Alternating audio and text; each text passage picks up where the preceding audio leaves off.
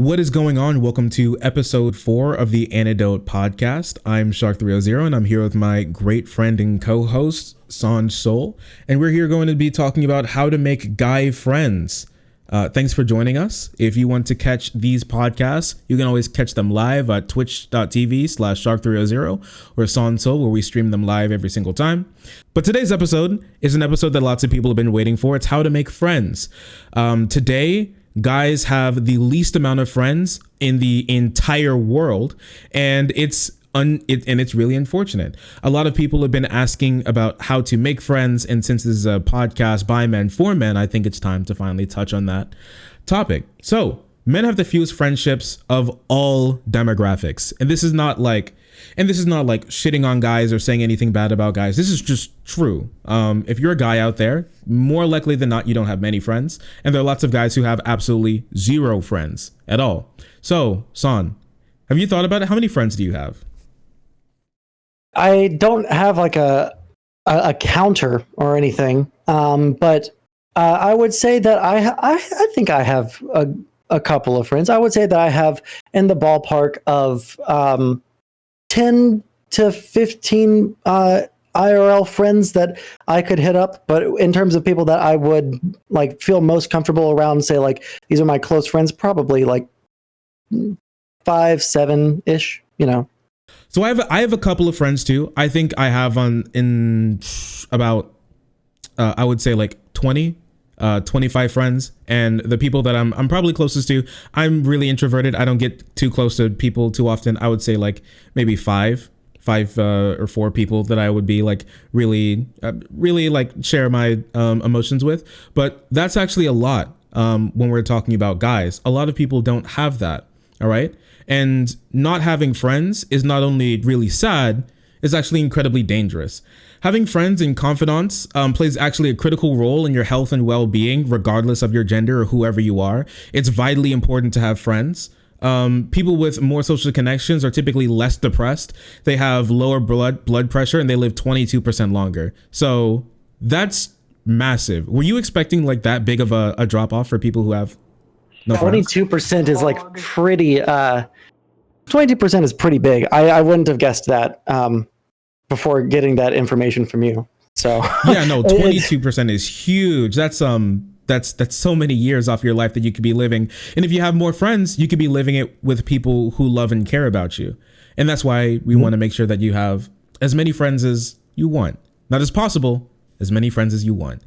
Friends and connections can have a massive impact on our lives. And typically guys aren't raised to believe that. When we're like little kids, a lot of the times we've been given like, you know, casual things like, oh, friendship is powerful, friendship is magic, friendship is this, friendship is that.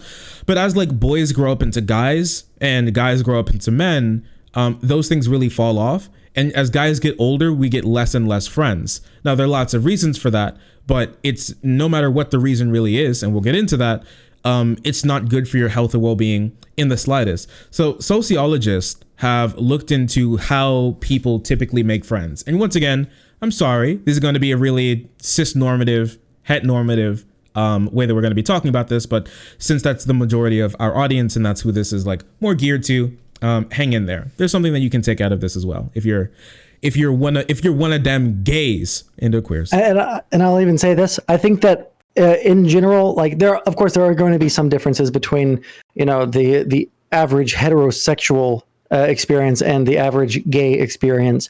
But I think that in general, most advice that you can get around making friends probably is applicable both ways. There might be like some extra stuff that you can do or places you can go to make friends in the LGBT community, but you know. Yeah, definitely. And if you have that up to you, you should take it. So sociologists have looked at how guys and girls, men and women make friends. And they found out something that was really interesting is that guys, they describe it as guys make friends shoulder to shoulder and women make friends face to face. So what that really means is kind of like guys typically make friends and bond around shared experiences. So if you guys have gone through the same hardships, if you're at a workplace, if you have like similar things to talk about or experiences that you've gone through, that's what you mean by making friends, like shoulder to shoulder. You go through similar like experiences or hardship, and that's how lots of guys tend to build bonds and feel most comfortable building bonds. Women talk to each other. Crazy, I know, right? So what do you think about that song?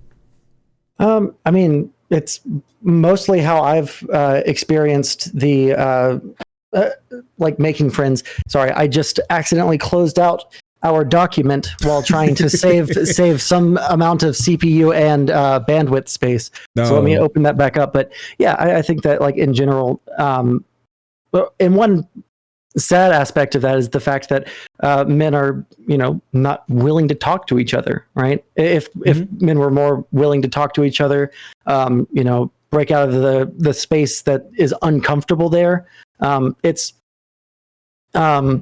easier to make friends, of course.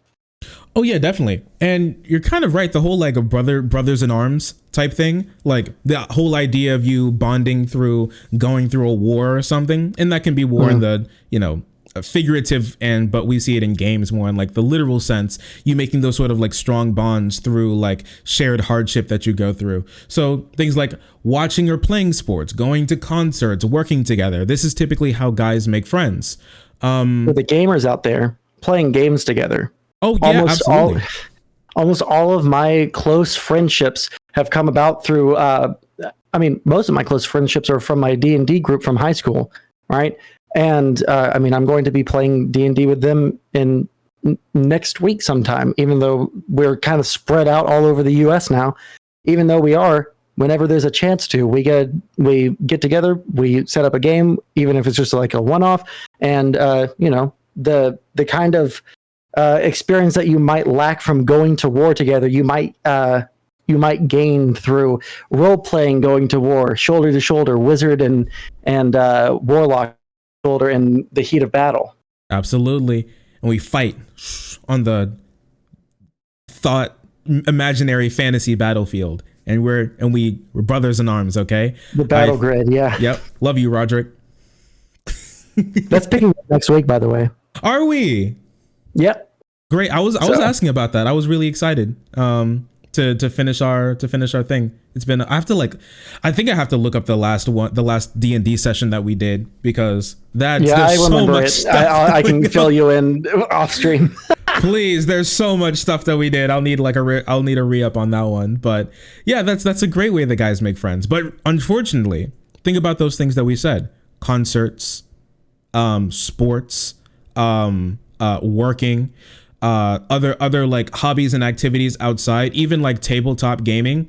All of that stuff has gone away, not only because you've gotten older and like you're out of school and stuff, and you're busy, you're like working a lot. You may be working like a 9 to 5, or you may be working like a graveyard shift or something like that, where it's harder for you to get out and do the things that you like, because once you get home, you're tired and you want to just go to bed.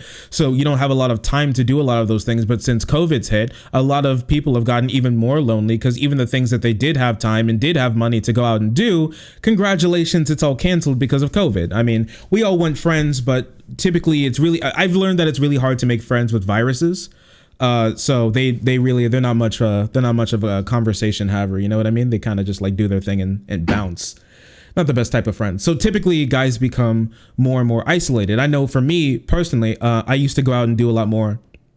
But I'm a lot more of a guy who's really, I'm really isolated. You said that if you didn't have your girlfriend, you'd go to way less things and do a whole lot of things, right? A whole lot less things. Yeah. I think that for a lot of people, especially people around my age or, younger than me, it's because of the online spaces, we've kind of lost our ability or the knowledge to find things to do in our cities, because a lot of those things that would have been done in person have moved to online spaces so that they can get larger audiences and it's more convenient.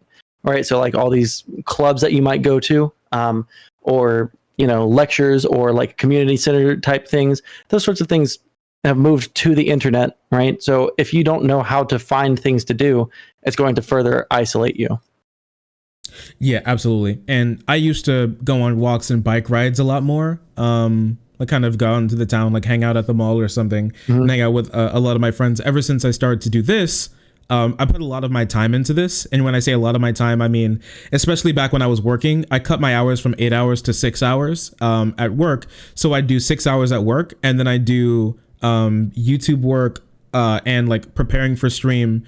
So I'd get off of work at 5 and then I'd stream at 8. And so between 5 and 8, I would always do like YouTube work, like prepare a video, edit, cut out like highlights or something, stream until like I think 1 or like between like 12 and 2 a.m. And then after that, I would finish doing other YouTube stuff and finishing making highlights, and then I'd go to bed, and then I'd wake up at 10, and then I'd do the same thing over again. So there was zero room to make friends, and I haven't lost friends, but I haven't spoken to a lot of my friends in a really long time, and so I haven't been able to do a lot of that stuff, and it's really unfortunate. And there are lots of things that you can do to maintain friends that you have if you do have friends. Things like talking to them about their emotions, calling to see if they're okay, talking to them about your emotions, right? These are lots of really big things, like bonding through like time and vulnerability. That's a really big formula when it comes to making friends. Time that you spend with them and the vulnerability that you get with them, because a lot of the times, like, you can make friends, right? Like friends, but they're more like associates. You know, the type of people that you talk to a lot, but you never really get really deep into, and they're like acquaintances, people that you know. And if you find yourself realizing that you know a lot of people, but none of them you would really call your friend, and if you wouldn't really call your close friend, you could find yourself in this area where you don't get that vulnerableness with them. So you're not really making a friendship. You're just holding on to acquaintances, which is fine. But if you want to know how to make friends, that's something that you're going to have to do. Something just on a little bit deeper of a level, yeah. Yeah, a little deeper. That's what you need. You know, you need to get deep with them boys. You have to. So get deep into your boys, everyone. You do. Every once in a while, not all the time, you know, don't make them uncomfortable. Just say, hey, bud, we can get deep if you want to, whenever you want. Just let me know. So the thing is, a lot of people, a lot of guys specifically, we would imagine, okay, so what, Son, here, let me posit a question to you. Why do you think the reason is that guys wouldn't want to open up about their emotions and like call a friend or something and ask them like how they're doing and if they're okay? What do you think the reason would be? I can think of quite a few. Number one, there's the societal expectation that, you know, dudes are supposed to be pretty stoic. They're not supposed to show any kind of emotion outside of either, you know, anger or passion, or, you know, maybe comedy perhaps, but you're not really supposed to show anything outside of those things.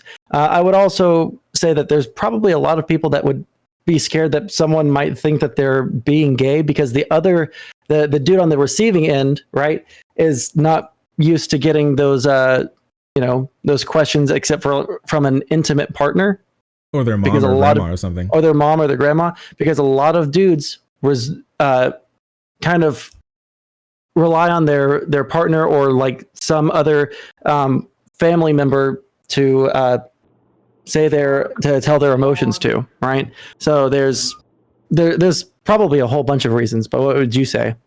So I would imagine, honestly, that there was going to be like negative emotions floating around about it. Like, you know, you're either like worried about being made fun of or something, right? If they're not open to it, you'd be like, you know, how are you going to take something like that? People be like, why the fuck are you calling me like this? Or like, what's going on? You'd be a little, you know, what's happening right now, sort of thing. Like, I've never experienced something like that. What's going on? Why are you calling me? Did I just almost die or something? If someone's calling me like, hey, are you okay? I would be like, yo, did I almost get hit by a bus or something? Did my house just get flattened in a cartoonish sort of like fucking accident or something? And you thought I was dead? All right, that's what I would imagine. But in all actuality, what researchers did is they wanted to look into this. They wanted to find out why these sorts of things happen.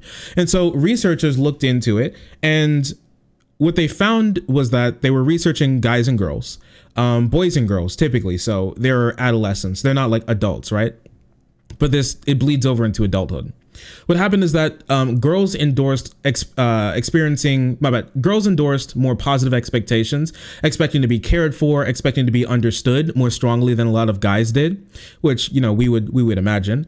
But despite common perceptions, guys didn't necessarily endorse a lot of negative behaviors that we would imagine that would be from toxic masculinity, like being worried about being made fun of, or being embarrassed, or not knowing what to do.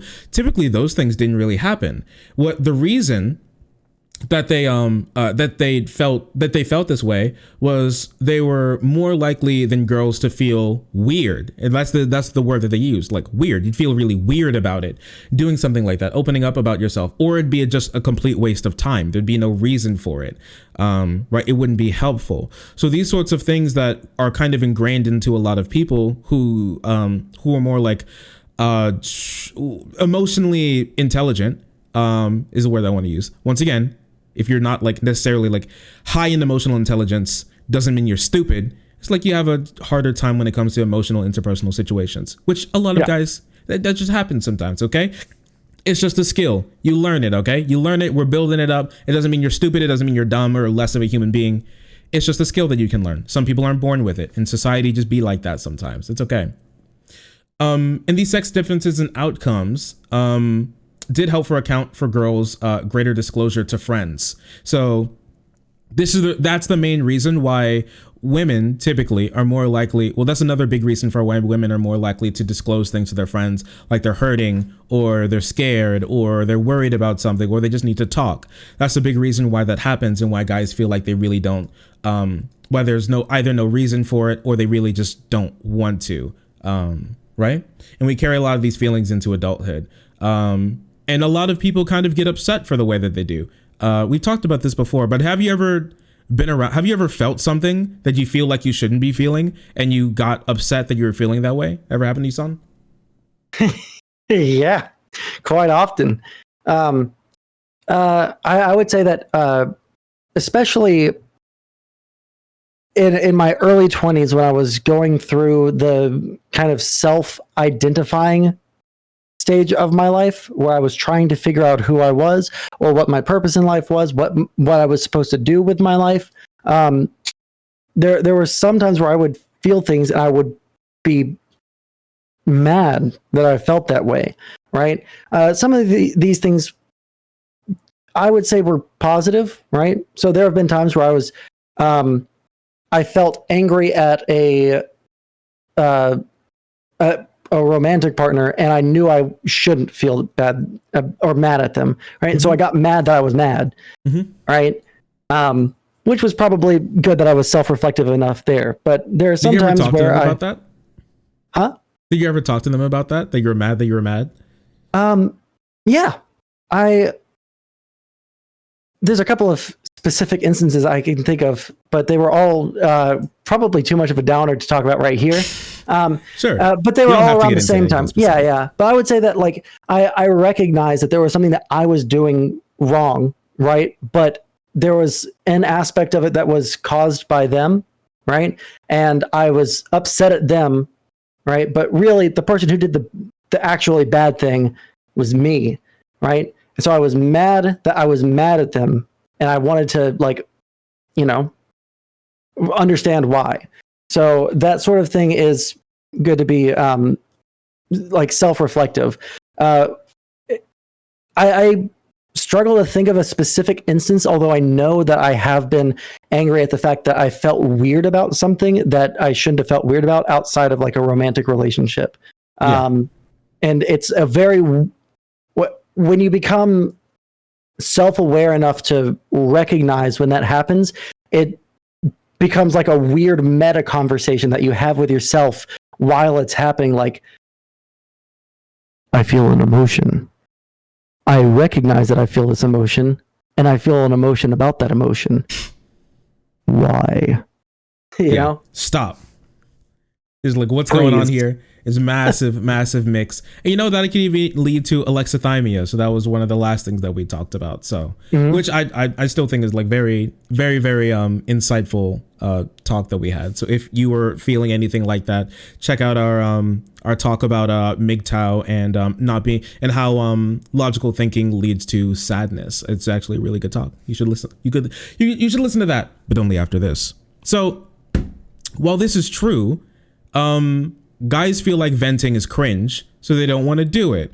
And that becomes a really big problem because the amount of friends that we have is falling rapidly. The amount of friends that we have compared to older generations is incredibly much lower, just astronomically lower. And that can be chalked up for a lot of reasons, but at the end of the day, it's happening. And so there was a study that was done, and they researched between 1985 and 2004, and they found out that the amount of people that we call confidants has fallen by 1/3.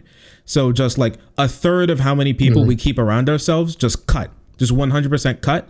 And so our friend groups are just getting smaller and smaller and smaller.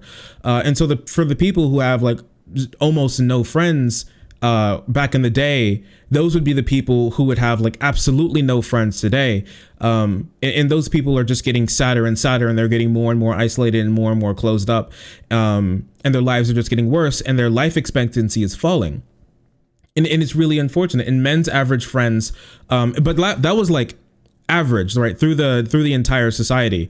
It's worse for guys. Men's average friends, the amount of people they call confidants, fell by 44%, almost cut in complete half.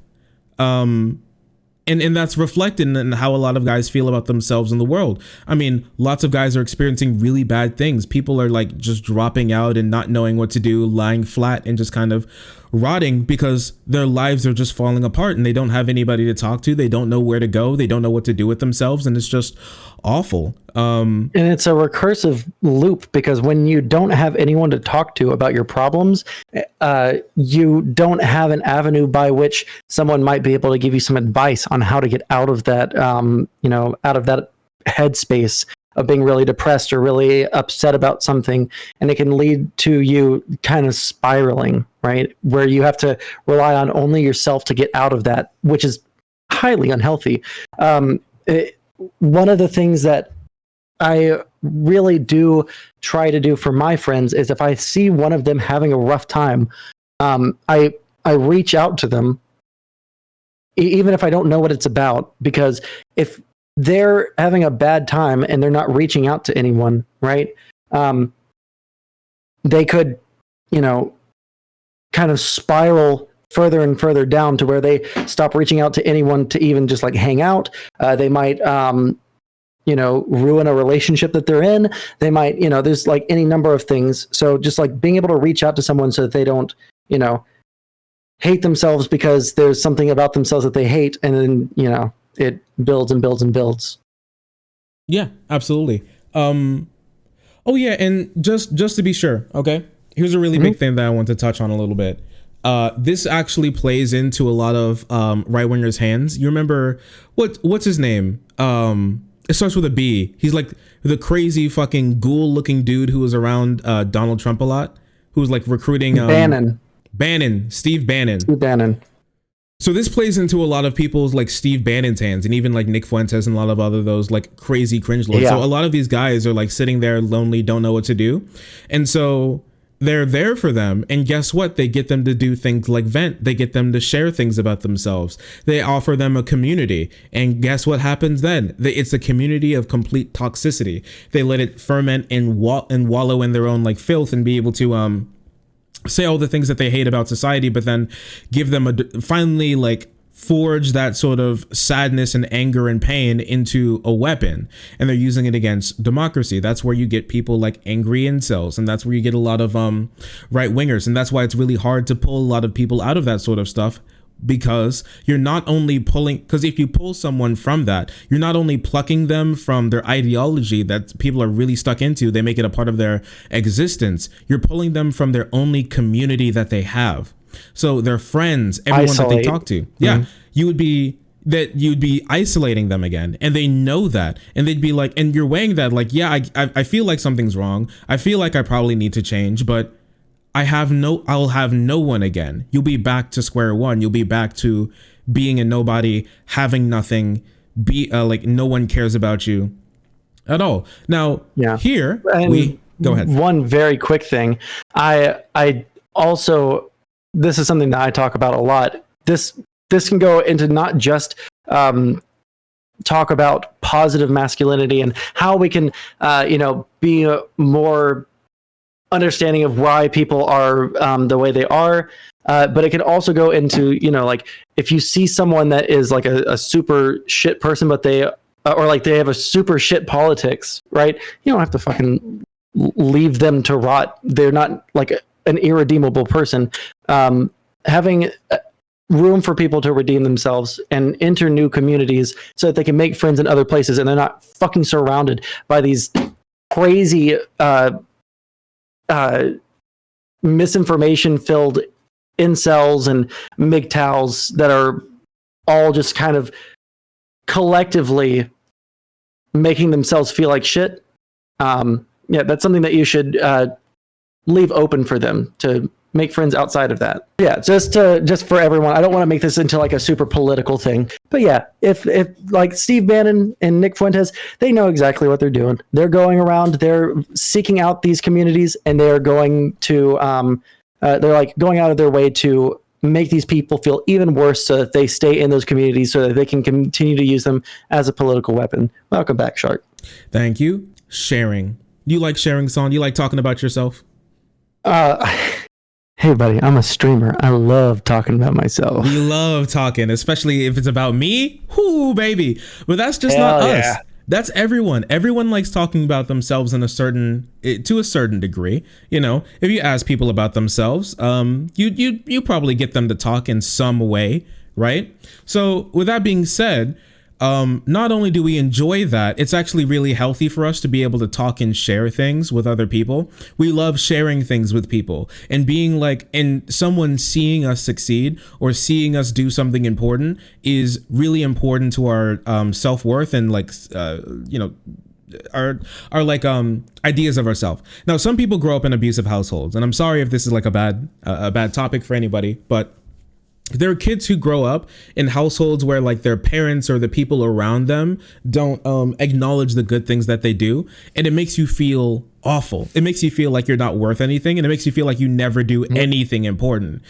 That's not just for little kids, and that's just not for people in those sorts of situations, because there's lots of people who feel like that today. The same study that we just talked about found that 25% of Americans have not talked to someone about something important in the last 6 months. So like a job promotion, or you got a new dog, or you lost some weight, or you're eating better, or like you got a raise or something.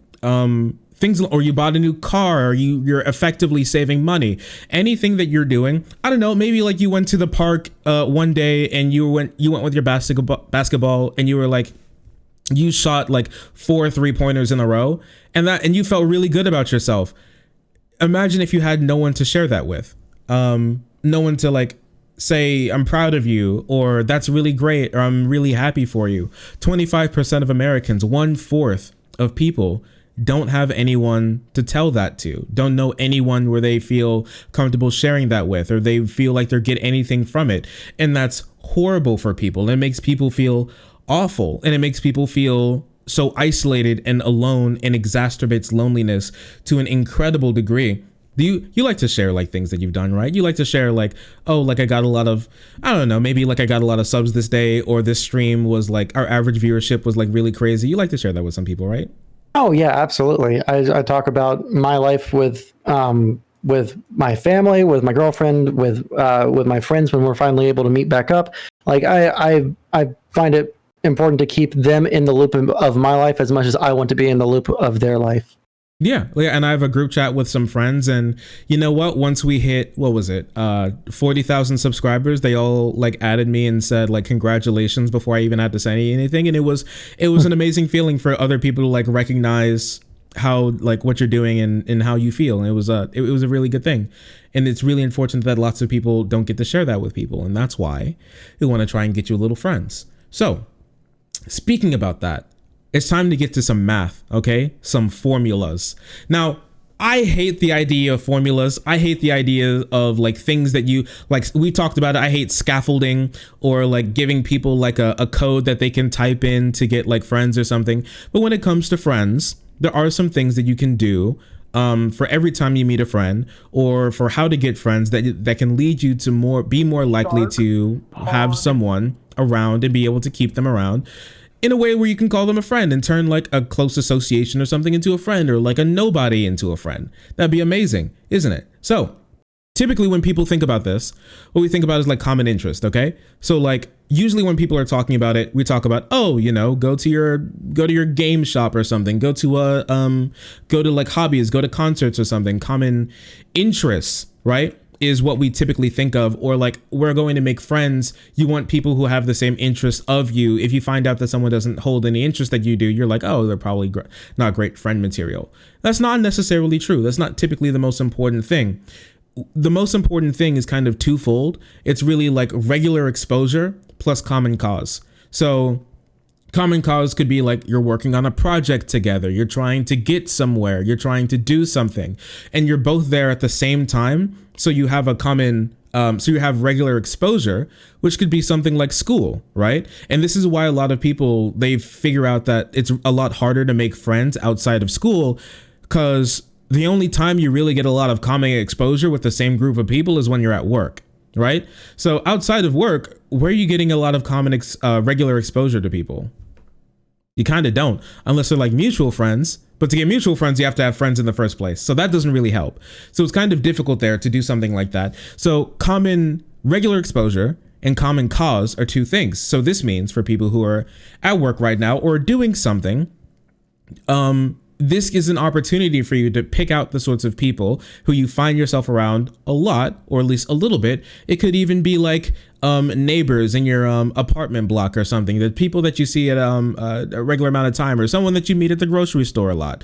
That could be someone as well. You could be there, you know, you have a common purpose. Oh, you're going to the fresh food aisle, man, that's crazy. What are you getting? An aubergine? That shit's crazy. That reminds me of Courage the Cowardly Dog. I'm gonna go get some asparagus. The girl wants some I'm cooking for the girl tonight, just something along those lines, right? So you could be like, you know, like I said, like someone in class, regular exposure. So for people who are at work, for people who are still at school, and someone into your class, all right, regular exposure. There you go. And what would common cause be? Let's say you want a common cause with them. Just going to work wouldn't suffice. So invite them to study with you for a test. Then you have a common cause with something. You both are trying to study and win the test.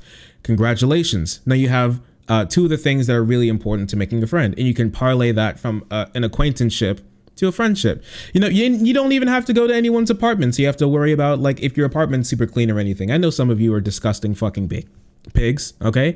It'd be like that sometimes. You haven't vacuumed in a little while. It's okay. I understand. You got a little dark spot on your sheet. It'd be like that. I know you haven't touched that. Hey, listen. I told you that in confidence, Shart. All right? Come on now. Oh, my bad. I'm sorry. Please. That one kind of slipped out. So yeah, I would say like this is probably the best advice that I would ever give to people. If you get along with someone at school or at work, right? Or if there's someone that you have hung out with or like met up with just by chance, like let's say you go to the same comic store and play Dungeons and Dragons on like their game days, right? Best fucking thing that you can do is invite them to do something outside of that environment, right? Whether you go to like a bar or you like hang out at y'all's house and play fucking video games, or like whatever the fucking thing is. You can even do this. You can even do this by like say that you meet someone at a game store playing their D&D game day, right? Say like, yo, dude, add me on Discord and let's play League of Legends sometime, right? Just so that you're not tying that that acquaintance to that one activity at that one location, right? If you think that you're going to be, you would like to be friends with someone, just do shit with them, dude. just fucking do shit with them, right? You don't have to be into literally every single thing that they're into, right? Like one of my close friends, we're into a lot of different things. We used to be coworkers, right? We're into a lot of different things, right? He's super into bodybuilding, right? I'm a fat body, all right? I like to play on the computer, right? He goes out and he does fucking normie things. But you know what? When we get together and we're hanging out, it's fucking super great because we're able to talk about all the different things because we're able to like talk about our personal interests in a way that interests the other person or keeps the other person invested in the conversation, right? You don't have to be 100% in line with every single thing that they like, and you don't want to make it to where you're just like stuck in this one activity in this one place with that person. Yeah, definitely. And try to meet people, with no pressure, Yeah. Don't be there like people can feel it sometimes when you're like, okay, I got a quota of friends today. It's getting late. I got to make more friends. Something like, don't put too much pressure on yourself and don't put pressure on other people. We're going to be talking about, some ways that you can do that and some ways you can and can't make people, uncomfortable. Here, give it a try. Give it your best shot. Okay, Son, we're on the bus. We're on the bus. I'm not sure if you've been on the bus anytime recently, but we're on the bus. Okay, you see me and you're like, you know what? This person could be a cool friend. What's a way you can make me uncomfortable? That's I have too many ways to make you uncomfortable. What can you say to make me uncomfortable? Hey, you seem really cool. Would you like to hang out at my house and play Nintendo 64? I have Kirby in the Quest for the Shards. And 2 controllers. I also have Super Smash Bros. I don't think I've never played a Nintendo game before. You've never played a Nintendo game before? No? I can show you all my Nintendo games. You have a lot? I collect them. Why are you sitting so close to me? So that you can hear me. So there you go. I'm trying to extrude my friendship pheromones so that you can smell them and thus be more amenable to my presence. Yeah, you lift your arms to show your armpits because that's where most of the human pheromones are, and you're just wafting. You're wafting towards him. Do you smell my pheromones? Do you want to be my friend now? That's one way you can make people uncomfortable. Don't worry, we're going to be doing a little bit more of that in a little bit. Don't worry, it'll all wrap around eventually. Okay, it'll wrap around eventually. So, like we said, school, work, great places to identify people to go make some friends with. Now, I heard some people talk about online friends, okay? Me and Son, you know what? We're online friends, and that's Pog. We even talk on stream sometimes, like right now. Pretty sick. Online friends are great, but the big problem with online friends is you're missing some human interaction, all right? Body language is a really big thing. If you're just sitting there in like Discord calls, you are missing so much. Now, this is not saying that online friends are not real. I have a lot of online friends and they're amazing human beings, and texting them and talking to them on calls and everything, it's great, but you are missing a lot when it comes to online friends. And if you're someone who's like, I have a lot of online friends, I don't necessarily feel lonely, that's great. But it's important for you to have online friends, and it's important to you to have real life friends and have a lot of real life interactions for the big reason because our brains, they're like muscles, okay? You got to work out your muscle, all right? I know a lot of you guys, me, myself included, we haven't been to the gym in a little bit. So imagine your bicep, okay? Your bicep isn't necessarily, you aren't pumping like 40-inch pythons right now, right? I think most people here, you can say that we aren't like super strong. It's like that, you haven't been lifting, you haven't been building those guns. Congratulations, it atrophies a little bit. Same thing with some sections of your brain. A lot of the parts of the brain that pull up things like, what is it?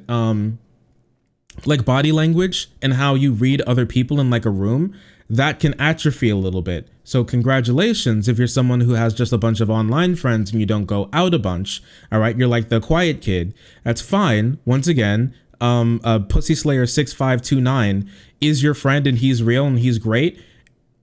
The problem is you're missing a lot. And so one thing that can happen, it can leave you ill prepared for IRL situations. And one thing that you can miss are a lot of social cues that you get from like a group of people. So if you're like sitting around, or if you're like out at Walmart or something and you feel uncomfortable, and you feel like people could be looking at you, or you don't know how to read other people, you realize that it's hard for you to like read what other people are saying or thinking or something. If you spend a lot of time in the house, if you spend a lot of time with just online friends, that's something that could happen. You atrophy that part of your brain that tells you that you should be comfortable in this group, or you should be uncomfortable in this group. So a lot of the times you can just be 100% uncomfortable, even though nothing's going on. You develop, because you have so many online friends and you don't spend a lot of times in close interpersonal situations with people to pick up that body language, you start to feel uncomfortable around groups of people because you can't read them. You don't know what's going on. You feel a little like left out of place. And that's happened to me before, where I'm just like, yeah, I don't know what's going on here. Especially us, we're like streamers now. We spend like so much time inside, and just with chat, we're just sitting there like, man, I don't really know necessarily what's going on. You can be left you can be left with a lot of social anxiety, and especially when you want to start getting friends, that's something that you're going to have to break through. You're gonna have to be uncomfortable, because if that's you, you're just gonna be uncomfortable. Accept it, roll with it. That's fine. There's nothing you can do about it, because if you don't, it's only going to get worse. Yeah, just my own little personal anecdote is that I mean, I didn't really even think about social skills being a practiced thing until COVID came around. And when I finally got the opportunity to start hanging out with people, I had no fucking clue what to do. Like I was just at a loss. I felt really uncomfortable after just a little while. And I used to be like really, really, personable in conversation.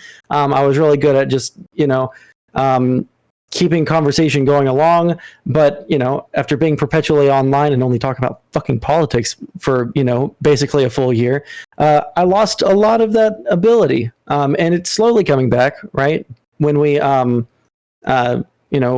if we like throw a small friend get together at my girlfriend's house or something like that, I can still feel the difference between how I used to be able to communicate and how I communicate now with people in real life. Yeah, it's like that meme where you're at the party and you're just sitting in the corner. They don't know I'm they don't know I'm a niche micro celebrity. Right? Yeah, they don't know I'm a niche internet micro celebrity. Okay, I'm a big deal on Twitch politics and political Twitter. Okay, a lot of people know me.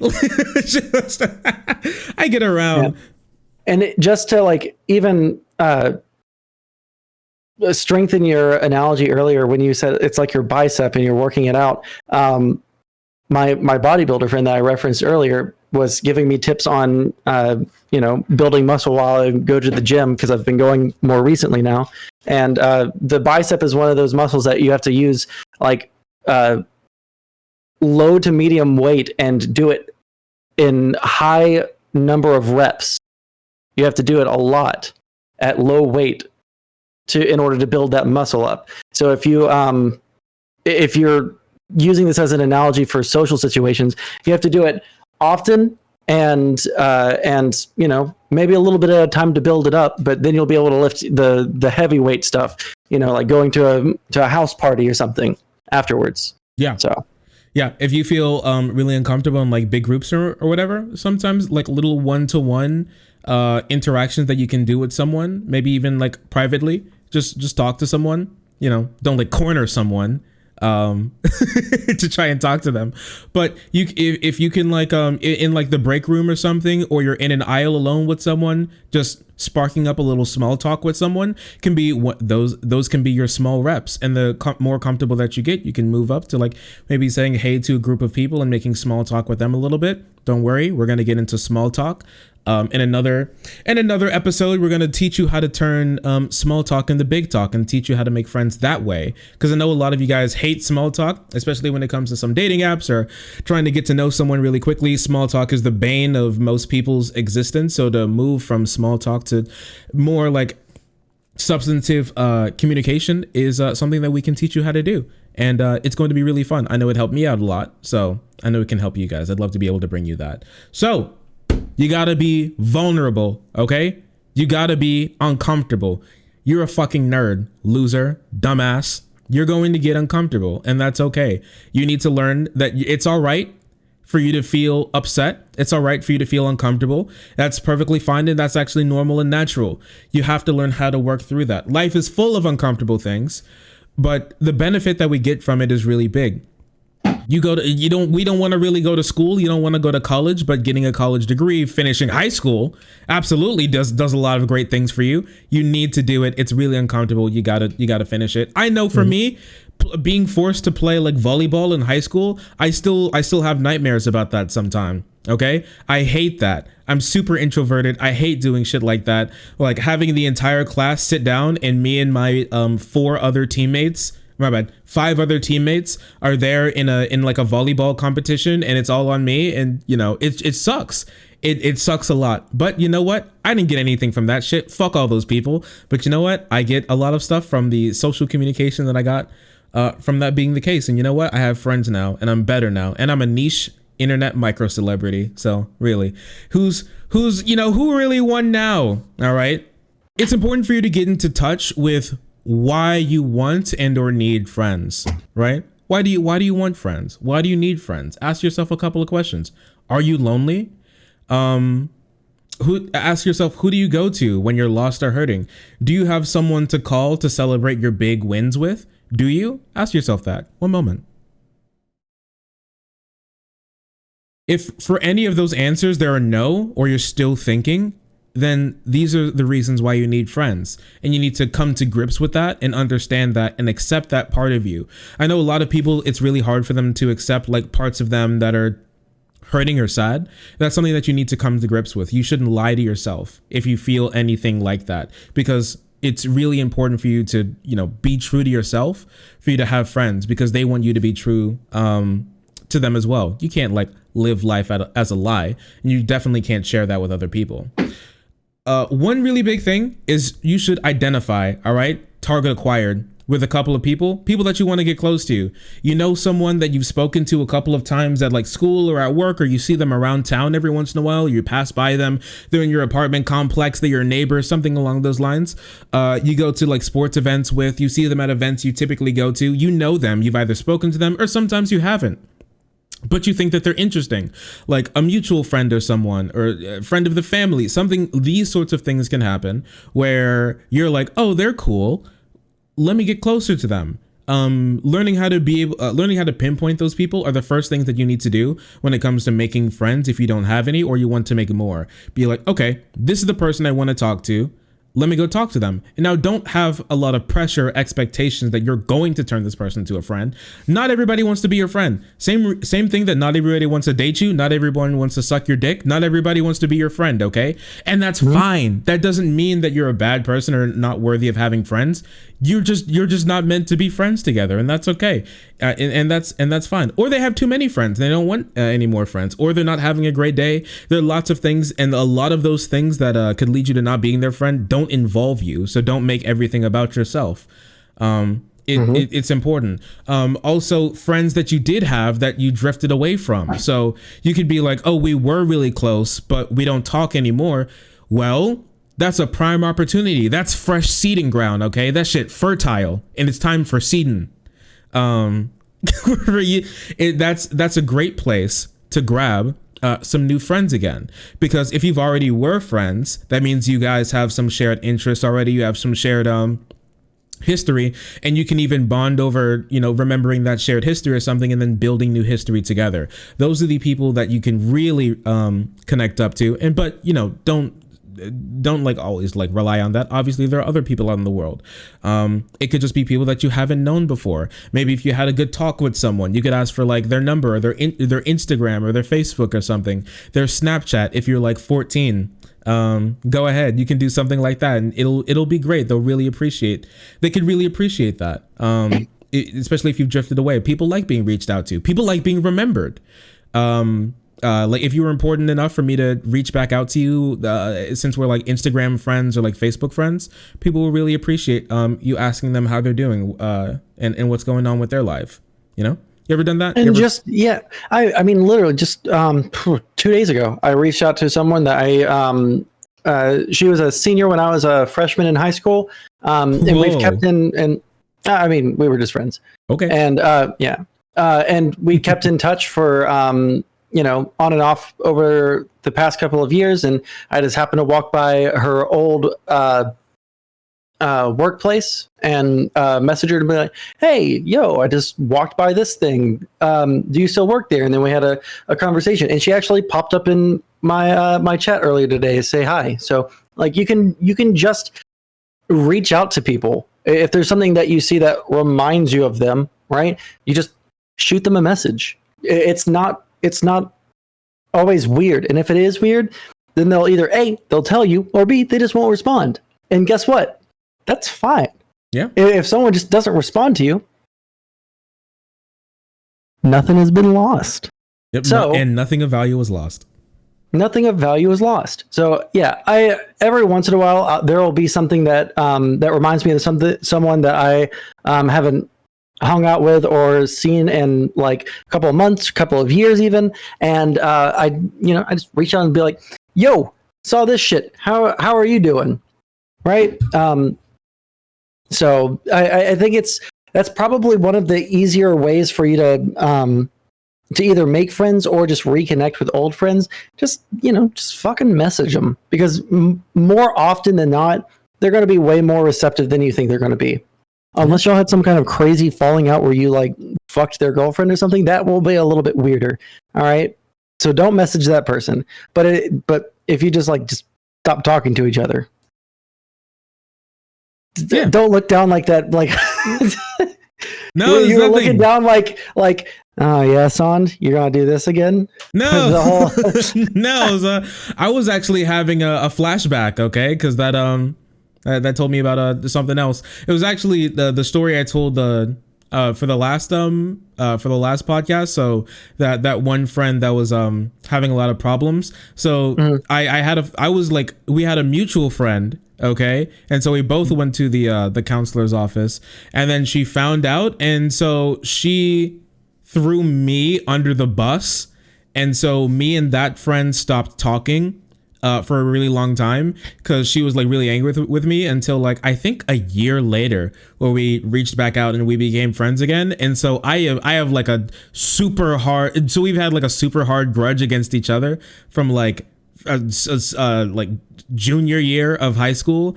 And so until like I think maybe a couple months ago, they added me on Facebook, and I was like, "Oh no, it's you fucking piece of shit." and then, but I'm like, I'm like 22 now. I'm about to turn 23. Like, they have a fucking kid. Like, is it really that big of a deal anymore? Yeah. So I don't know. It's just definitely been like instances like that where someone has added me and then wanted to reach out to me, and then I had to make that judgment call. Is this someone that I want to put any effort into like responding to in any way, shape, or form? And there have been instances where I just I decided not to make that call, right? I just left them without even reading it. But yeah, like most of the time, I'll respond to them, even if we've had like something weird happen in high school or something like that. And most of the time, we're fucking adults now. It's chill. Yeah, we'll survive. Yeah, we'll survive. It's okay. Listen, it's not high school anymore, bud. You're an adult. You're paying taxes. You got like a car. You got like student loan debt. We're not children anymore. And if you are a kid, it's really not that sorry either. Yeah. For one, fuck you. Plus sorry. Plus ratio. Plus fuck you. Plus get over it. You'll be okay. We'll get there. I promise. So the thing is, if you can't think of anyone, fuck you. No, but like in all seriousness, if you can't think of anyone, this means one thing. Congratulations. It's time to get uncomfortable. You have to start putting yourself out there if you want friends. You're going to have to start to get really uncomfortable, because you're going to have to make connections that have not existed before. And that's a really hard thing to do, but you can do it. It's going to be great. We'll talk about that in a little bit. It's important to make a direct and vulnerable move to engage with someone. So putting yourself out there, like even saying hi, because even like that rejection of, you could be afraid of being rejected for even saying hi, or like, ew, or like, why are you talking to me? Like something along those lines. Even something as simple as just like a hey, how are you doing can be pretty vulnerable for people, especially if you haven't done it before, if you're scared to. So making sure that you understand it's going to be vulnerable, it's going to be upsetting. It's fine. You're going to get through it. And a lot of people will be really receptive to it. Me, myself, I've done it before. And guess what? I haven't gotten a really bad response or anything in as far as I remember, like an ew or like a fuck you or anything. Most people don't even want to be confrontational with you, even if they don't like you. Even if their head, they're like, look at this dumbass piece of shit, ugly ass, fugly ass, smells like fucking smells like brown sugar bacon and unwashed underwear. You know, just they don't like you. But they probably won't be disrespectful to you, to your face. They'll probably engage with you still. So even if nothing comes from it and they don't like you, more likely than not, it won't be a bad experience for you. And even being able to talk to someone for a moment will be pretty sick. In a way that you can go about it is like if you're on Facebook or if you're on Instagram or, whatever, you see someone post something as their status, right? Just fucking message them or comment on it. Just fucking start the engagement there. Send a DM and be like, hey, I saw this. It's super cool for you. And then maybe even add something about yourself. And then like a small thing about yourself. This is my formula is you congratulate them or say, hey, that's cool. Or like, that's really interesting. And then you add something that you may be similar that made you think of yourself. And then you add on like a question on the end for them to hook onto for something for them to respond. So it's not so for some people who may be a little uncomfortable just talking about themselves or who are self-conscious about like just dumping and never like getting anything from the other person in return. That's something that they could really enjoy where you're still adding something, but it's not like a wall to the conversation. There's always something for them to comment on afterwards instead of just like, thank you. And that's it, right? Ask a question. Maybe ask even a couple of questions for them to respond to, crack a joke or something. A lot of you guys are actually funny. I think a lot of you guys are funny. You guys are cracking jokes in chat. Like chat cracks jokes all the time, right? Like people are like, a lot of people are reasonably funny. Use that talent that your chat is so much different than mine. Your chat cracks jokes. My chat hurls abuse at me. But you know what? Don't worry, they do the same thing for me. We've fostered different communities, and I accept that. Hate and pain. Hey, listen, that's how you bond with each other. Okay, it's trauma love bond. Yeah, it's love like that. It's like the couple that's constantly yelling at each other before they kiss, just like, oh my, what's happening there? But it happens. No, a lot of the times, I think chats and especially in the comment sections, they're fucking hilarious, man. You guys crack amazing jokes. I'm like a little upset. And the best thing that happens for a streamer is when chat makes a really funny joke and then you just say it out loud, and then the chatter gets affirmation because they're like, oh, he liked my joke, and everyone's laughing, and then you seem like a funny streamer because you're making jokes, but they weren't even yours. It's honestly it's great. It's free money basically. But yeah, I love stealing my, like, anytime someone says something funny in my chat, I just read it out loud and then everybody says LOL. Wall of Keck W's, LOLs. It's great. Positive reinforcement for someone else's joke. All right. I get the dopamine, they get the dopamine, everybody wins. Everybody has fun, okay? That's what this is for. I think it's amazing. And so you can use that talent that you have to absolutely go out and crack a couple of jokes. People love funny people. You're like, oh, a great impression that you can leave on someone is if you make them laugh. People really remember that. For one, smelling good and making them laugh. That's something that people really remember, you know? It's like you're playing a one of those who used to make those games? Like the it's like a Telltale. It's like you're playing a Telltale game, you know? You know, Catherine will remember that. She will. It happens all the time. It's great. One really big thing I want to say is, and I feel like a lot of people really need to hear this, all right? This is very important. Understand that you are a worthwhile human being to get to know, and who is worth love, and who's worth care, and who's worth someone's time. I feel like a lot of times people are really upset and are really worried about wasting another person's time with just getting to know them you are someone who's worth getting to know. Before you do any of this, this is the main thing that you need to do, is understand that you have worth, and that worth is a lot, and it's worth other people knowing about. It's worth other people's affirmation and praise. It's worth other people's life spending it with yours. You deserve that. That's what everyone deserves, because you're a person and you deserve it. Okay? So you need to understand that you are not wasting someone's time by getting to know them. You're not, unless they're like, I don't know, their water just broke and you're like, hey, how was your weekend? And unless you're doing something like that, then you're literally wasting your time. Hey, listen, bud, you seem like a nice guy, but can you move out of the way? I'm holding this shit in right now. I gotta this baby is gonna swan dive out of this shit right here. Okay, you gotta move. Unless you're doing something like that, you're probably not wasting someone's time, especially if you're like, it's a sort of walk and talk situation. You're or it's a situation where they can talk. You're not wasting their time. You're getting to know them, and especially if you're asking questions about themselves, they typically really enjoy it. People love talking about themselves. Not just streamers. People love talking about themselves. So you need to understand that you are worth their time and admiration and adoration before you do any of this, because without it, you're not going to get anywhere, and you're going to fall into a trap of, you go out, you try this, you're really scared, you're gonna come back and be like, yo, fuck Shark, yo, fuck Sond. He said that this is gonna work, and all I have is anxiety, and I'm like really upset, and I still have no friends. It's because you still hate yourself, dumbass. You need to find some self-love before you try to love other people. All right, that's very important. And to show up as yourself. I know a lot of people, they're like, okay, I gotta show up as some version that you think other people will enjoy. You gotta show up as yourself. Once again, not everybody wants to be your friend. So you're trying to pretend like you're some other person, or pretend that you're something that you're not, is not going to hold up very well. For one, it is going to give you a really bad rep when people find out that you aren't the person that you said you were. Okay? Unless that part of you is like, I don't know, you like really want to eat babies or something, then seek psychiatric help. But even then, you should show up as yourself to the doctor. Okay, like you want to get fixed, then you can go out and make friends.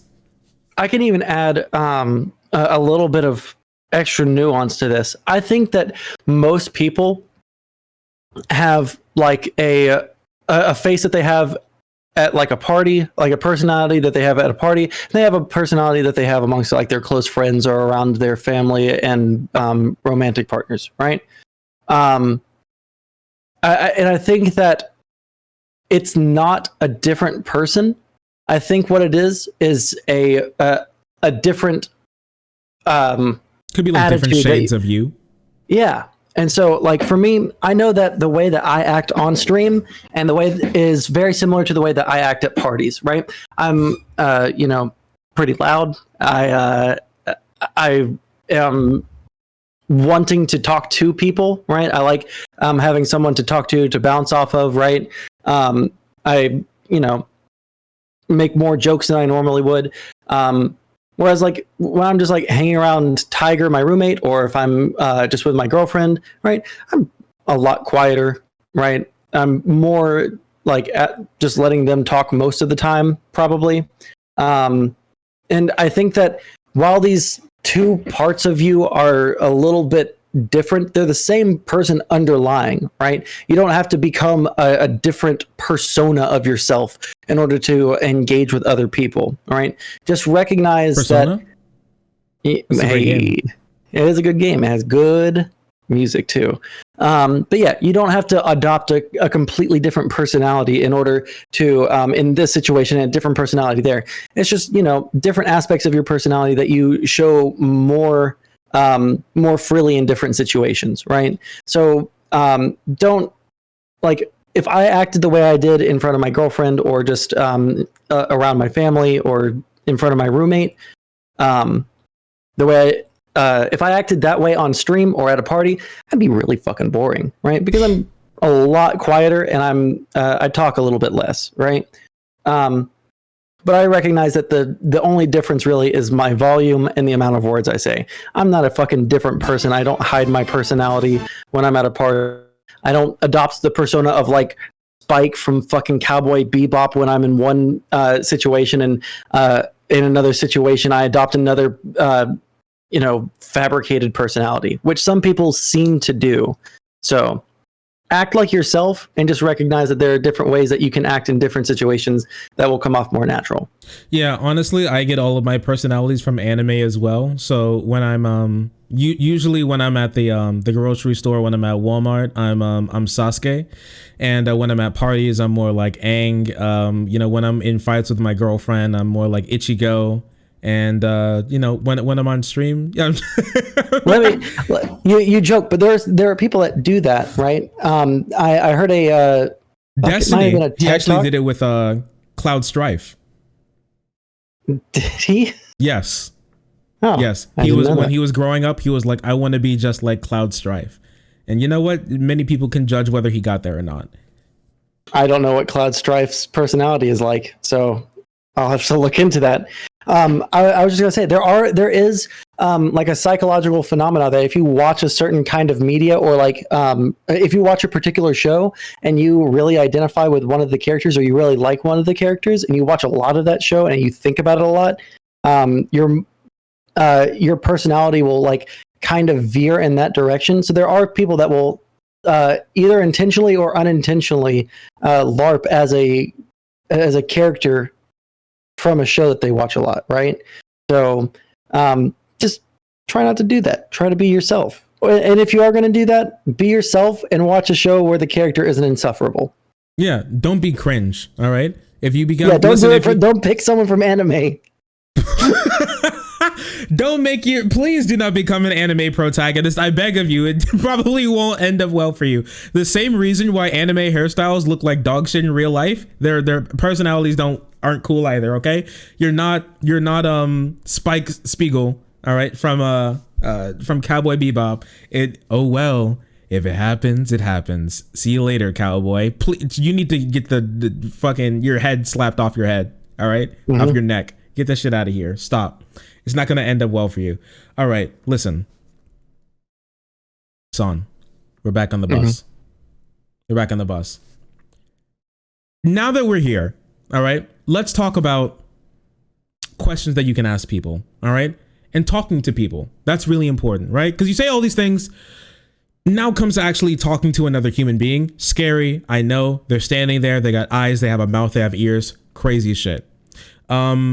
We typically think, how do I interact with this person? How do I be nice? How do I be funny? And a lot of the times those are lost to us, right? Like sometimes it can be lost to you. Like, how do I act like a normal person here? I feel like it can be lost sometimes, right? What do you think?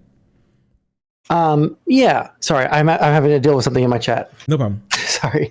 Can you ask the very last part of that question again? Sure. Sometimes it's hard to understand and to sometimes it's hard to be normal, and sometimes it's hard to interact with other people in a way where you don't want to come off as creepy or weird or off-putting, right?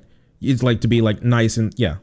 If you have that on your mind, it's very, very difficult not to accidentally be that way, right? If you're thinking, don't be cringe, don't be cringe, don't be cringe, don't be cringe, don't be cringe, you're probably going to be cringe, yeah. Right? It's like the meme of the dude like standing there, like veins popping out of his neck and his forehead, fucking sweating, like don't say pog, don't say pog. don't do it, okay? Instead, don't say kek w instead of laughing, please. I can't let them know. Good Lord, don't. So yeah, I think that if you're going into an interaction with a person and you're like consciously thinking, like if you're consciously thinking like this is how I have to act in order for this person to think that I'm a cool person, you're going to come off like a fucking weirdo, and you're going to come off like a person that does not need to be interacted with, or they're going to get like axe murdered. All right. Yeah. Just go into it confident and just know what you are gonna open up with, right? And then when you start off with your opening line, let the conversation flow from there. Just talk to them like they're a fucking human being. And if you don't know how to talk to someone like they're a human being, if you only have Discord friends, just talk to them like you would talk to your Discord friends, and everything else will like fall into place. Yeah, they're just people at the end of the day. They're just people. They're not anything crazy. But one thing that we do know, all right, out of anything, you may not know how to talk to people and be normal and be cool. But one thing we all know is how to be cringe. We all know how to make someone uncomfortable, right, Son? We're back on the bus. Go ahead. I'm sitting here. Make me uncomfortable. I put my hand on your thigh. Bus driver, help! That would be really uncomfortable, right? I mean, yeah. I mean, there's more ways to make someone uncomfortable than to let them know that you're chill, right? There's just like a million and one ways that you can make someone uncomfortable, and there's far fewer ways that you can approach someone and it be an easier, like, non-weird interaction, right? Mm-hmm. But also, like, those are like the really obvious ones, like you randomly really touching someone, like putting your hand on their thigh or something, or talking to them, especially if they're making like body language that they really don't want to talk to you, like they never even look in your direction and give you short answers. We know a lot of these things, okay? But there are other things that you can do to make people feel uncomfortable. One of those things can be like invasive questions. So if you're on the bus, it seemed like a normal question, but it's actually really weird. Now you're the one on the bus. I'm gonna make you uncomfortable now, Sond. Okay? All right, I'm ready for it. You come here often? It's a weird question, isn't it? I would respond. It's like I simply would, like, if I was at a bar and someone said that to me, depends. If I was drunk, I would laugh. If it was just like some stranger walking up to me and saying like, "Hey, yeah, you come around here often?" I probably just wouldn't fucking respond. I would probably just be like, yeah, why the fuck do you want to know? Walk away. Yeah, because like wanting to know where someone is like, oh, where it's like asking like, where's your home? What time do you come home from work? Do you leave your door locked? It's because like, do you come here often? Like, you want to know like what time where I am? What are you gonna do? Like, what's the thing here? It seemed like a common question. Like, yeah, and it's not even like something that you can't ask. It's just not a good opening line to someone. You're like inquiring about their life fucking immediately. Yeah, right? It really is an invasive question. Like, where do you work, or something like that. Where sometimes it could be like giving away places where you spend a lot of your time. What neighborhood do you live in?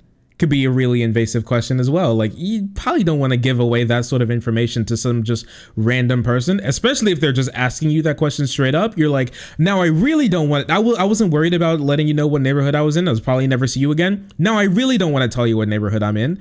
And that can turn people off very quickly. Please do not ask invasive questions like that. Try and stay away from them until you at least like know them a little bit more. You don't want to do something like that. Okay. Now, speaking of that, a lot of people think that other human beings are really boring. You ever just been around and you're like, damn, everyone's boring as fuck around here? Yes.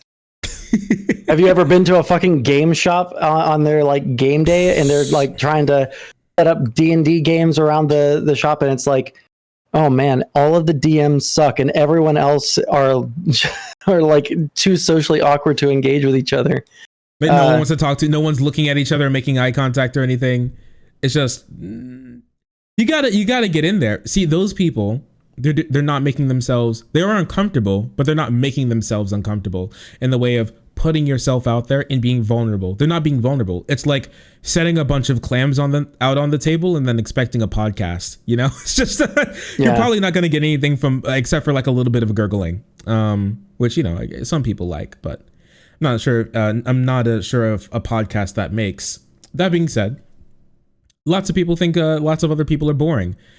That's kind of untrue. A lot of people are pretty interesting. People have probably thought that you're boring, Son. I know for a fact a lot of people think that I'm boring. I'm a really introverted person. When I'm out, I probably don't talk to people. I'm really quiet. If I don't need to speak, I won't speak at all. Like I kind of like sit and listen. I'm more of a people watcher type person where I just kind of won't say anything. I won't do much.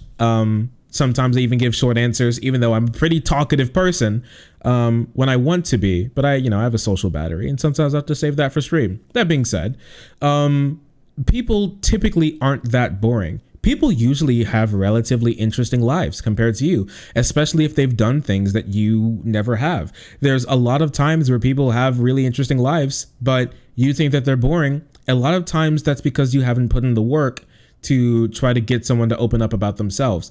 Now, obviously, you shouldn't sit there and be like fucking prying them open if they obviously don't want to talk to you at all.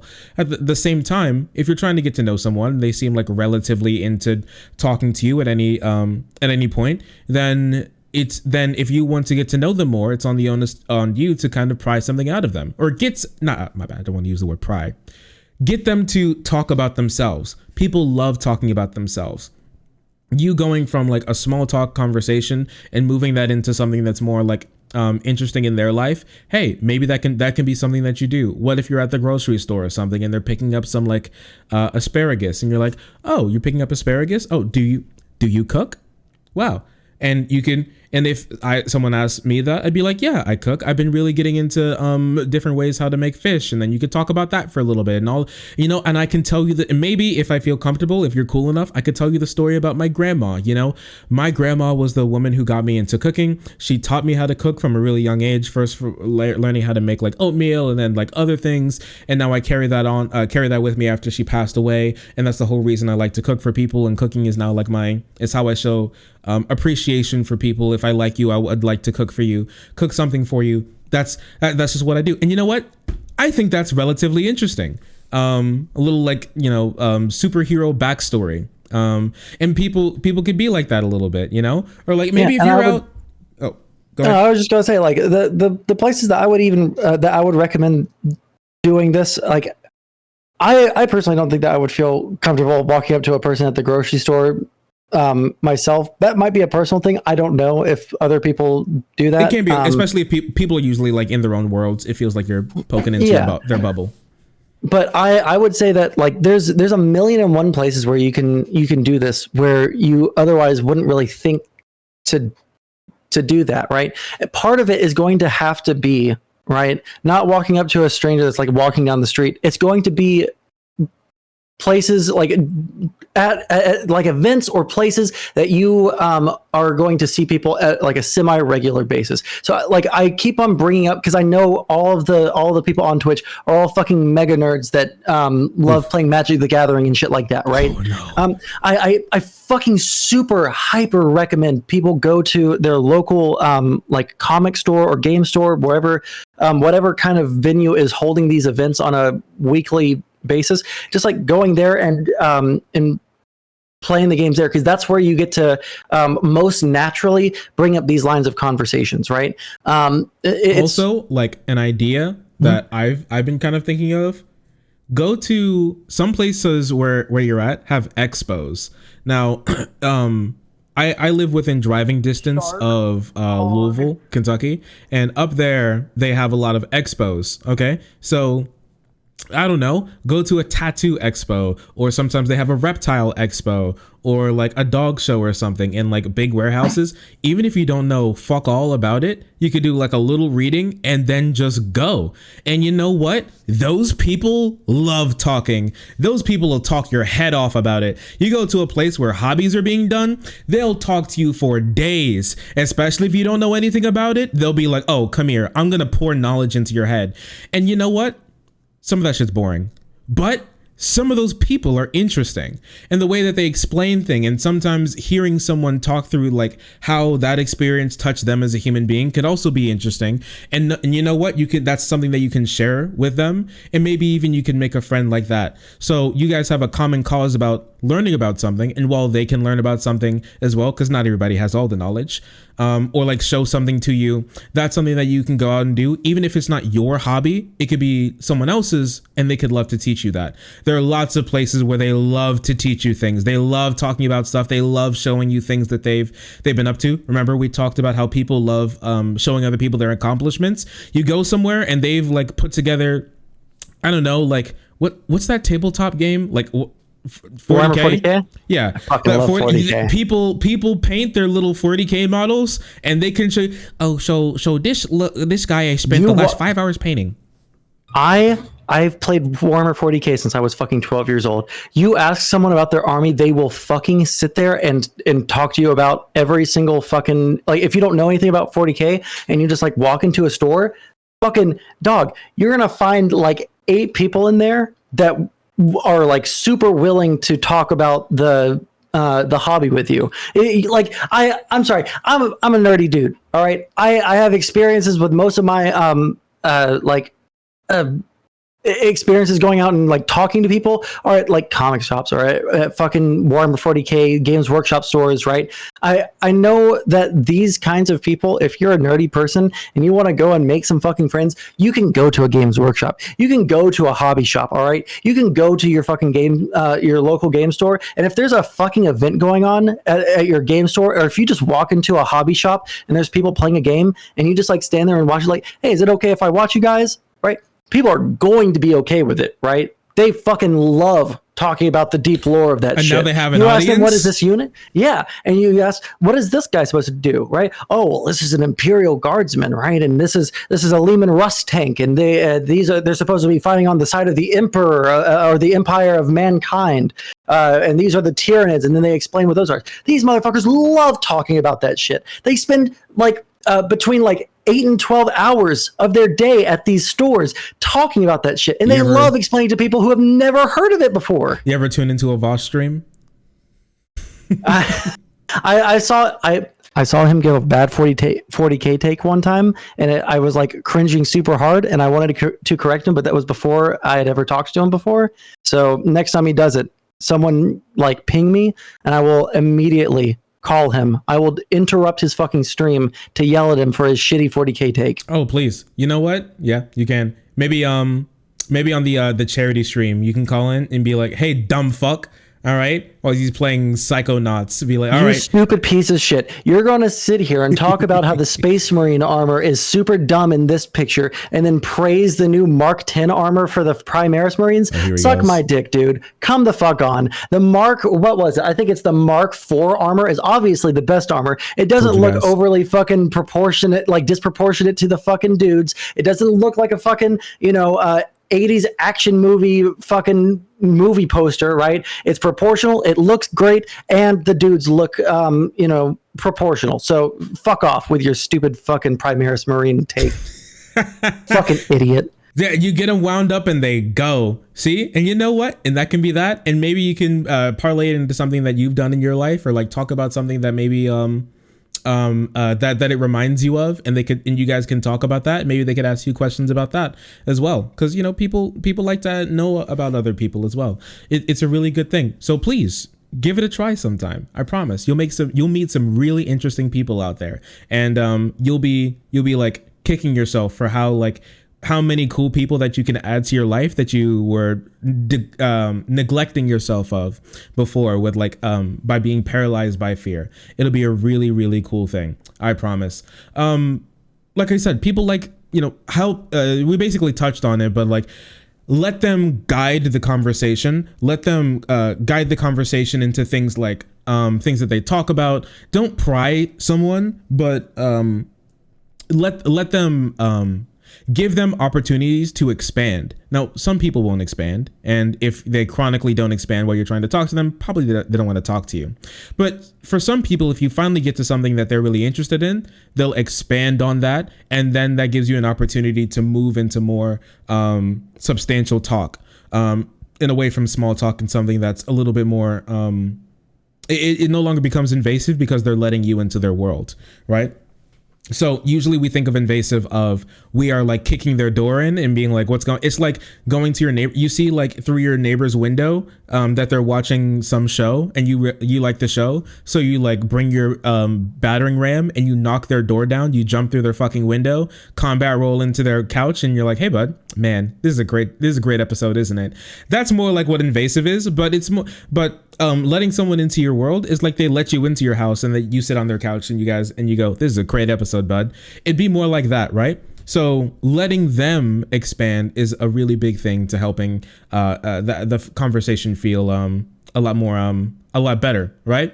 And now I feel like a lot of introverts are listening to this and they're like, damn, I'm not gonna go anywhere with this. Shut the fuck up, dumbass, you ugly ass piece of shit. All right, you're wrong, because extroverts actually get a bad rap for this. Now, we talked about this last stream, last podcast, where extroverts, we were talking about like, wait, what was the last episode about? You remember exactly what it was?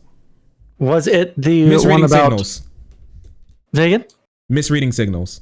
Yes. So forgetting my own damn podcast. We were talking about misreading signals, and we found out that like guys you're likely to you're 28% likely to figure out if someone's accurately flirting with you. And a lot of women said that they don't like guys who talk a lot. And so you feel like really narcissistic. And so for people who are really headstrong and for people who are really extroverted, they can come off as really narcissistic and annoying to lots of people because they'll constantly be talking about themselves.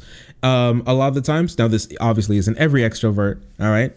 But a lot of extroverts will do something like that and they can come off as narcissistic, annoying, self-centered, but they love just talking about themselves, which is great. But sometimes it can come off a little bad.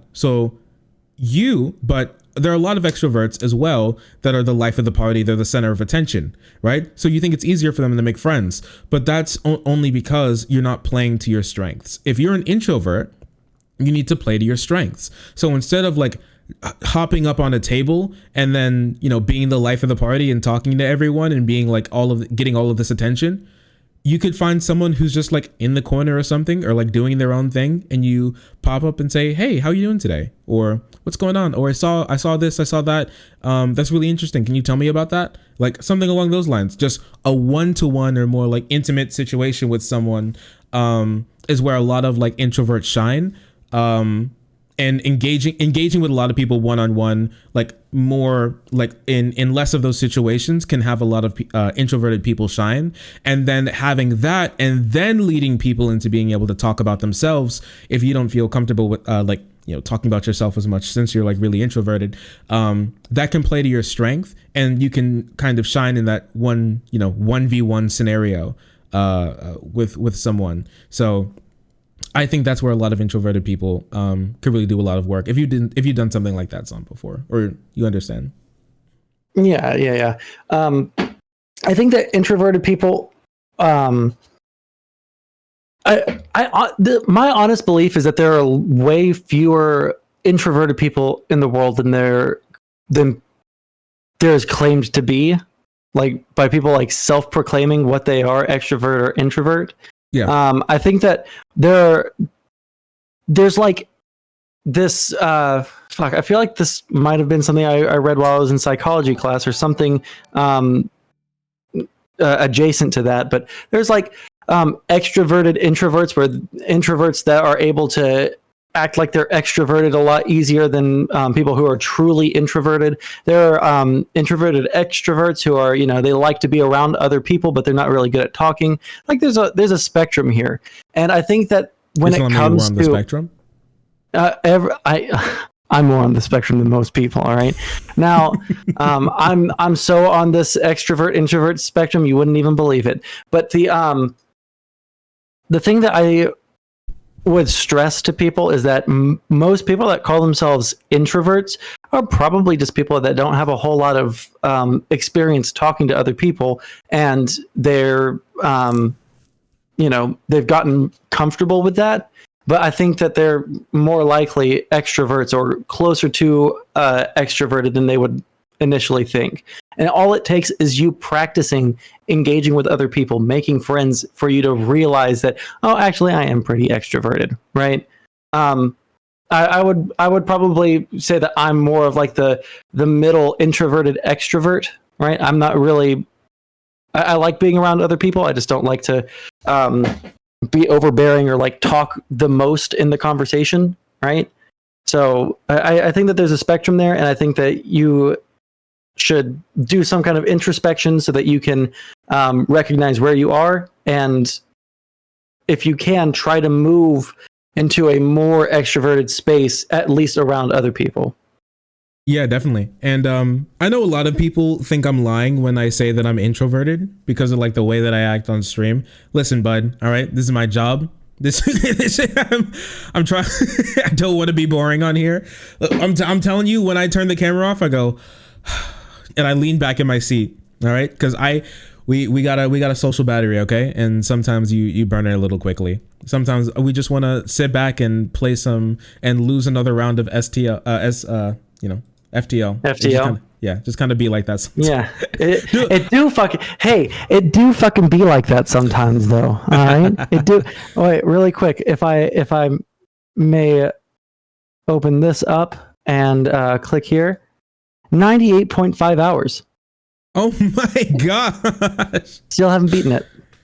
Jeez, listen, you'll get there one day. Bud. I hate it. Also, what do you think of my hat? I'm trying to read it. Please be patient with me. I'm a Sigma. Well, listen. If anyone has a claim to it on this website, it's you. All right, buddy? Thank you. I like how you have the pin in it and everything. Oh, yeah. No, my friend gave this to me as a Christmas gift, and I didn't have a place to put it. I was scared of losing it, so I just plopped it on the hat. And I think it works out pretty well. But yeah, it's please be patient with me. I'm a Sigma. I walk around with this hat on just in case anybody, tries to make any quick movements around me. Just understand, I'm a Sigma. It just kind of be like that. But it's all right. It do be like that sometimes. It do be like that. But one thing that we want to leave you off on, because I think this is about as far as that we can go for today. What I want to leave you off on is that we're not built to go through life alone. All right. As much as you want to be like a lone wolf, you want to be like Cloud Strife. OK, you want to be like the anime protagonist. You ain't built for it. All right. You're not that guy, bud. You ain't that guy. You're not that guy to be able to go through life alone. You're not that guy to be able to go through life without other people being around you and with you and to be able to lean on. That's not how human beings are built. And you're not built different. All right. You're not just built different. You're just different. You're weird. And you need to snap out of it, goofball, because you need to understand that other people need you and you need other people at the end of the day. We're built to rest on each other. We're built to be in a community, and it's time for you to start building your community. If it all fell apart for whatever reason, maybe it could be your fault. It could not. Sometimes it wasn't your fault. Sometimes things just happen. Life just happens. People drift away. People come, people go. That's just life. But you're not built to go through life alone. And it's important for you to get those friendships. As we said at the top of the stream, it's really bad for you to try to do something like that. You can live 22% longer. You have lower blood pressure. You're less likely to get diseases. You're less likely to feel a lot of stress in your life that can cause a lot of other problems that could lead you to getting more stress and feeling even worse. It's important for you. Other humans are important for you. And you need to make sure that you have them there. And once you have them, they'll make sure that they have you too. Once you find people that care and love you like you deserve. All right. So unless you had anything else to say, Son. No, I think that was a very eloquent outro. Beautiful. Thank you, everybody, for watching this episode of the Antidote podcast. My name is Shark300. And you? I'm Sondsol. And this is another installment, episode 4. If you're watching this on YouTube right now, you'll be able to find the document that we used, all the studies and other help groups. I had the suicide hotline in there as well. If you're feeling lonely, if you really are going through a lot, make sure to call them. It's not useless. It's not worthless. You are not worthless and you are not useless. You are a worthwhile person. And if you're going through anything like that, please give them a call, or anybody else. Hit someone up on DMs if you need them, if they're there for you, even if you haven't spoken in a while. They probably care about you if you were in their life at some point, and they'd love to be able to still have you, around. Okay. Thanks for watching this episode. We'll be back next week with another one. But until then, peace.